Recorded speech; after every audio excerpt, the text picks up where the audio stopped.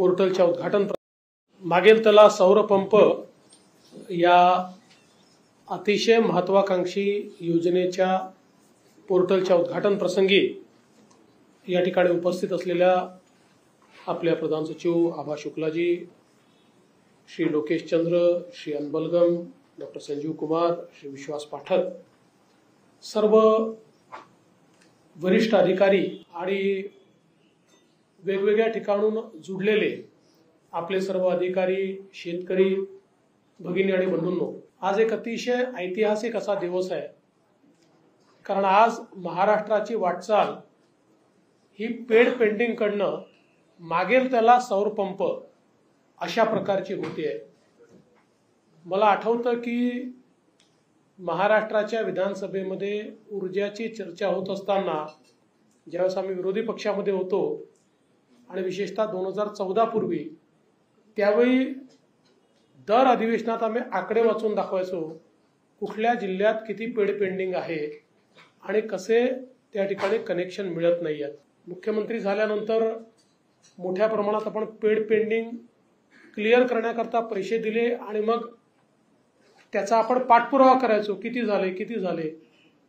पण मला असं वाटतं की आता तिथपासनं म्हणजे रांगेत उभं राहण्यापासनं किंवा वाट पाहण्यापासनं तर तुम्ही मागा, आम्ही तुम्हाला तात्काळ देऊ, असं मागेल त्याला सौर कृषी पंपापर्यंतची ही अतिशय महत्वाची वाटचाल आपण केलेली आहे.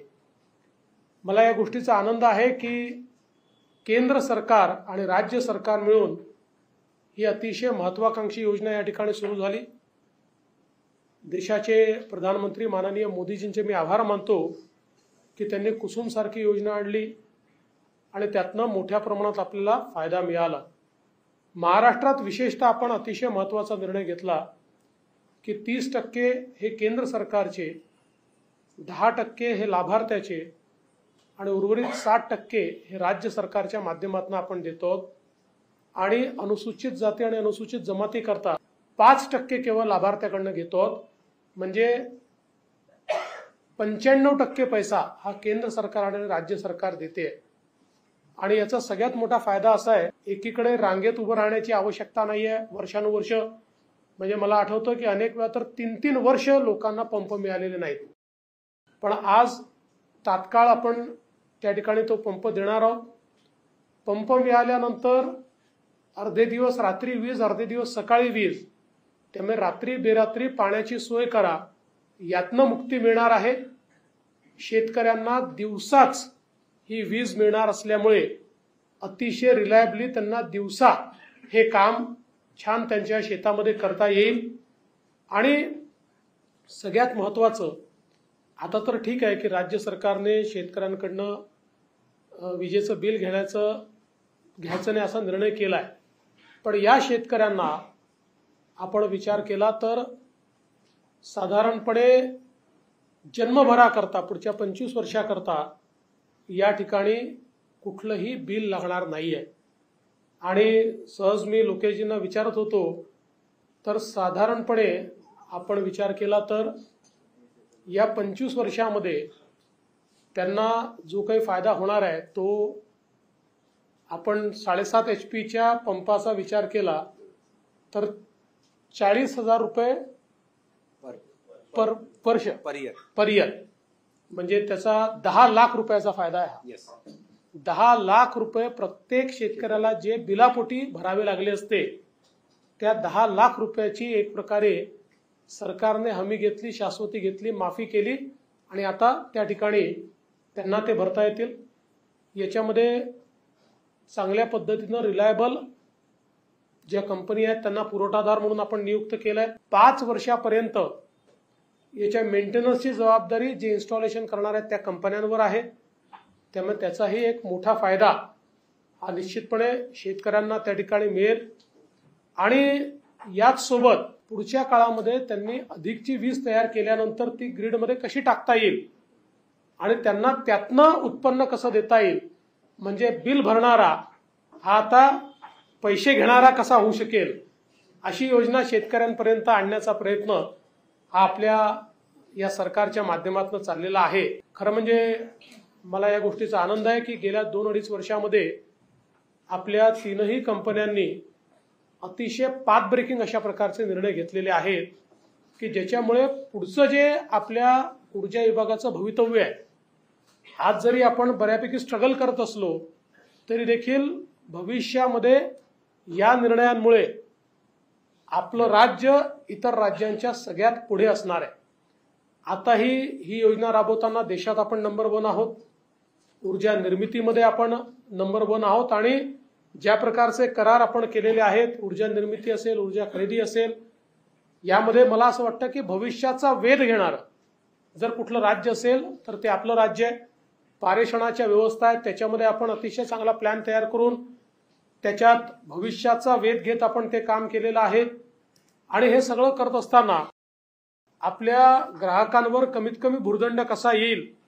आज आपण पाहतोय की निर्मितीच्या क्षेत्रामध्ये देखील आपण ऑप्टिमायझेशन खूप चांगल्या प्रकारे केलेलं आहे. त्यामुळे आपण मोठ्या प्रमाणात ग्राहकांचे पैसे देखील वाचवतो आहोत.